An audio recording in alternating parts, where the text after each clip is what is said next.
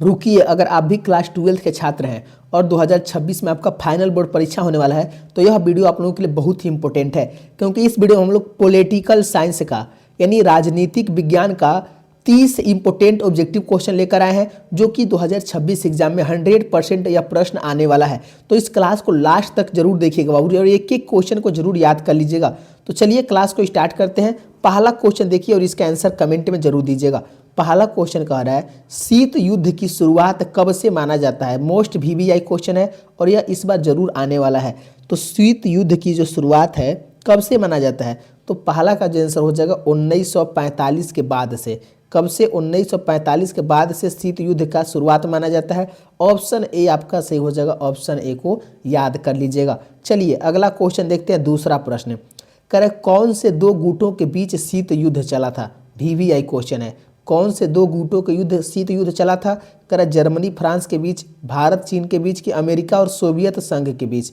देखिए अमेरिका और सोवियत संघ के बीच शीत युद्ध चला था। ऑप्शन सी सही हो जाएगा, ऑप्शन सी को याद कर लेंगे। यह भी वीवीआई क्वेश्चन है। चलिए अगले क्वेश्चन की ओर देखते हैं। तीसरा प्रश्न कह रहा है कि निम्नलिखित में कौन शीत युद्ध के प्रमाण कारण रहे हैं। तो शीत युद्ध के प्रमाण कारण रहे हैं, क्या रहे हैं? तो तीसरा का आंसर हो जाएगा, देखिए ये सभी हो जाएगा, यानी अमेरिका एवं सोवियत संघ के बीच संवैधानिक मतभेद, विजित प्रदेशों पर आधिपत्य संबंधित विवाद, यानी युद्धकालीन निर्णयों का अतिक्रमण, यानी उपयुक्त सभी हो जाएगा। इसको ध्यान रखेंगे। चलिए चौथा क्वेश्चन देखिए, कह रहे कि सोवियत संघ में साम्यवादी शासन का स्थापना कब हुई थी। तो साम्यवादी शासन की जो स्थापना हुआ था सोवियत संघ में वह 1917 में हुआ था। कब हुआ था? 1917 में। ध्यान रखेंगे। और देखिए बाबू, अभी तक अगर आप लोग वीडियो को लाइक नहीं किए हैं, आप लोग वीडियो को लाइक कर लीजिए और चैनल को जरूर सब्सक्राइब कर लीजिए जो बच्चे नहीं किए हैं, ताकि जो नेक्स्ट क्लास लेकर आएंगे ना आपको वो मिल जाएगा। और नोटिफिकेशन ऑन जरूर करिएगा, क्योंकि मात्र 15 से 20 दिन का समय बचा हुआ है। अभी भी आप लोग पढ़ लीजिए, अभी भी आपके पास टाइम बचा हुआ है। चलिए, और देखिए बहुत सारे बच्चे गलती क्या करते हैं, बीच क्लास को छोड़ देते हैं। बीच क्लास में कभी मत जाइएगा बाबू। टोटल 30 क्वेश्चन है, आप लोग इसको जरूर याद कर लीजिएगा। चलिए 5 के आंसर लगे। लाल सेना निम्नलिखित में से किस देश के सेना को कहा जाता है। तो लाल सेना किस देश को सेना को कहा जाता है?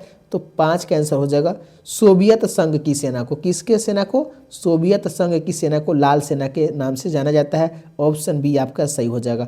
ये सब इंपॉर्टेंट है, जो कि आपको हर एक बच्चे को यह क्वेश्चन याद होना चाहिए। 6 का आंसर लगाइए। ताशकंद समझौता कब हुआ था? वीवीआई क्वेश्चन है। ताशकंद समझौता कब हुआ था बाबू? 6 का आंसर लगाइए। कह रहे 1964 में, 1965 में, 1966 में कि 1967 में। 6 का जो आंसर हो जाएगा 1966 में ताशकंद समझौता हुआ था। ऑप्शन सी आपका सही हो जाएगा, ऑप्शन सी को याद कर लेंगे। अगला क्वेश्चन देखते हैं। 7वां क्वेश्चन कह रहे ताशकंद समझौता किन दो देशों के बीच हुआ था। ये भी क्वेश्चन इंपॉर्टेंट है, भारत और पाकिस्तान के बीच। 1966 में जो ताशकंद समझौता है बाबू वह भारत और पाकिस्तान के बीच हुआ था।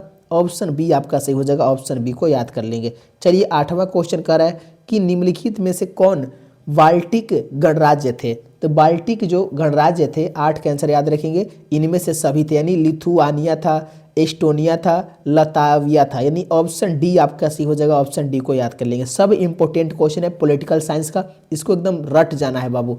9 का आंसर लगाइए। बोल्शेविक क्रांति कब हुआ था? कमेंट करिए। तो 9 का आंसर क्या हो जाएगा? बोल्शेविक क्रांति याद रखेंगे 1917 में, नवंबर 1917 में बोल्शेविक क्रांति हुआ था। वीवीआई क्वेश्चन है, इसको एकदम रट जाइएगा। चलिए अगला क्वेश्चन देखते हैं। 10वां प्रश्न कि रूस में जारशाही शासन का अंत कब हुआ था। यह भी इंपॉर्टेंट है 2026 एग्जाम के लिए। तो रूस में जारशाही शासन का अंत कब हुआ था? 10 का आंसर क्या हो जाएगा? कमेंट करें तो बाबू। 10 का आंसर याद रखेंगे, ऑप्शन ए हो जाएगा 1917 में। 1917 में, यानी ऑप्शन ए आपका सही हो जाएगा। अगला क्वेश्चन देखते हैं। 11 क्वेश्चन कि आसियान की स्थापना कब हुई थी। तो आसियान की जो स्थापना है 11 के आंसर याद रखेंगे 1967 ईस्वी में हुआ था, यानी ऑप्शन डी सही हो जाएगा। ऑप्शन डी को ध्यान रखेंगे। अगले क्वेश्चन की ओर चलते हैं। 12वां प्रश्न कि इनमें से कौन आसियान के संस्थापक सदस्य नहीं है। तो कौन संस्थापक सदस्य नहीं है? तो भारत। ऑप्शन ए आपका सही हो जाएगा। ये भी वीवीआई क्वेश्चन है, इसको भी याद कर लेंगे। चलिए अगले क्वेश्चन की ओर देखते हैं। 13 प्रश्न, क्वेश्चन नंबर 13 कर रहा है कि आसियान के संस्थापना के मुख्य उद्देश्य कौन है। तो इसके जो मुख्य उद्देश्य जो आसियान के संस्थापना का है वह बाबू है सदस्य राष्ट्रों के बीच विकास एवं क्षेत्रीय शांति को बढ़ावा देना, यानी ऑप्शन बी आपको याद कर लेना है, ऑप्शन बी सही हो जाएगा। अगला क्वेश्चन देखते हैं 14 प्रश्न। क्वेश्चन नंबर 14 कह रहा है कि 1949 के पूर्व किस एशियाई देश को एशिया का रोगी कहकर पुकारा जाता था? तो एशिया का जो रोगी कहकर पुकारा जाता था चीन को, किसको? चीन को कहा जाता था। ऑप्शन बी सही हो जाएगा, ऑप्शन बी को याद कर लेंगे। चलिए 15 क्वेश्चन तक आ चुके हैं, यानी आधा क्वेश्चन कर लिए हैं। कह रहे यूरो निम्नलिखित में से किसकी मुद्रा है? तो यूरो जो है यूरोपीय संघ की मुद्रा है। किसकी मुद्रा है? तो यूरोपीय संघ की जो मुद्रा है यूरो है, इसको याद कर लेंगे। ऑप्शन सी सही हो जाएगा और ये इंपॉर्टेंट है, ध्यान रखेंगे। चलिए 15 क्वेश्चन कर लिए हैं और भी 15 बचा हुआ है। देखिए बाबू क्लास को लास्ट तक देखिएगा, बीच में मत छोड़िए, हम आपको बार बार बोल रहे हैं, तभी आपको पूरा क्वेश्चन याद हो पाएगा कौन कौन इंपॉर्टेंट है। और अभी तक चैनल को सब्सक्राइब नहीं किए हैं जरूर कर लीजिए, इससे आपका ही फायदा होगा। आपका पूरा एग्जाम में जो क्वेश्चन लड़ने वाला है सब आपको मालूम होगा। और वीडियो को लाइक करिए। चलिए 16 के आंसर लगाए। सोवियत संघ के युवा नीली जींस किसका प्रतीक मानते थे? तो सोवियत संघ के जो युवा है नीली जींस किसका प्रतीक मानते थे? तो याद रखेंगे आज़ादी का, आज़ादी का प्रतीक मानते थे। ऑप्शन सी सही हो जाएगा, ऑप्शन सी को याद कर लेंगे। चलिए 17 का आंसर लगाइए कि भारत परमाणु अप्रसार संधि पर हस्तक्षेप क्यों नहीं करता है? तो भारत परमाणु अप्रसार संधि पर हस्तक्षेप क्यों नहीं करता है? 17 का आंसर याद रखेंगे, वह इसे भेदभावपूर्ण मानता है। क्यों नहीं करता है? क्योंकि वह इसे भेदभावपूर्ण मानता है। ऑप्शन बी आपका सही हो जाएगा। अगला क्वेश्चन देखिए 18 क्वेश्चन कि किसी देश ने नाटो में अमेरिकी नेतृत्व का विरोध किया था? तो किस देश ने नाटो अमेरिका नेतृत्व का विरोध किया था? 18 के आंसर याद रखेंगे, फ्रांस ने किया था। किसका विरोध किया था?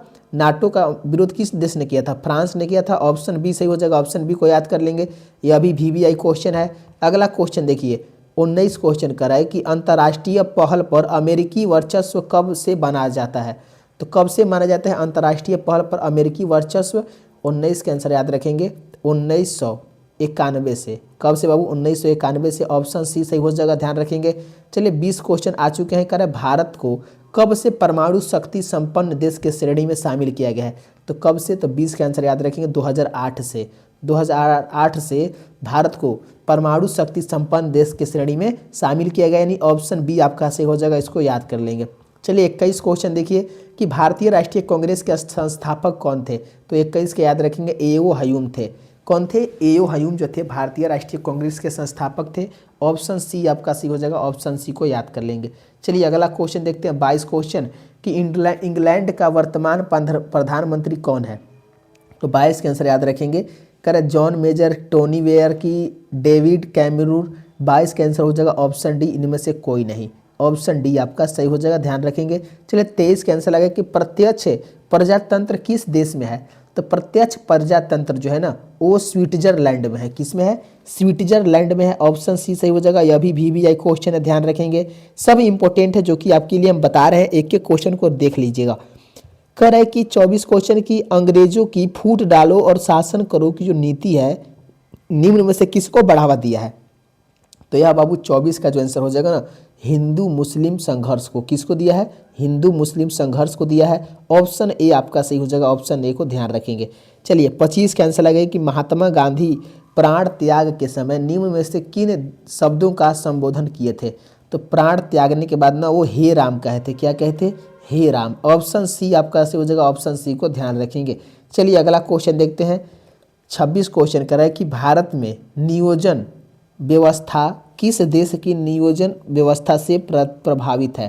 तो किससे है? भारत में नियोजन व्यवस्था किस देश की नियोजन व्यवस्था से प्रभावित है? याद रखिए सोवियत संघ से। ऑप्शन बी आपका सही हो जाएगा, ऑप्शन बी को ध्यान रखेंगे। 27 क्वेश्चन कर रहा है कि निम्नलिखित में से किसके सिफारिश पर भारत में योजना आयोग का गठन किया गया था? तो किसके सिफारिश पर किया गया था? 27 का आंसर क्या हो जाएगा? तो आर्थिक कार्यक्रम समिति के आधार पर, यानी ऑप्शन ए सही हो जाएगा, ध्यान रखेंगे। तो फाइनली बाबू आज 27 क्वेश्चन ही कराएंगे आप लोगों के लिए। तो मिलते हैं अगले क्लास में। धन्यवाद दोस्तों। और अभी तक अगर वीडियो को लाइक नहीं किया तो लाइक कर लेंगे और चैनल को जरूर सब्सक्राइब कर लेंगे और अपने दोस्त को भी जरूर शेयर करिएगा। ये सब इंपॉर्टेंट क्वेश्चन है। तो धन्यवाद दोस्तों। कैसा लगा क्लास कमेंट में जरूर बताएंगे।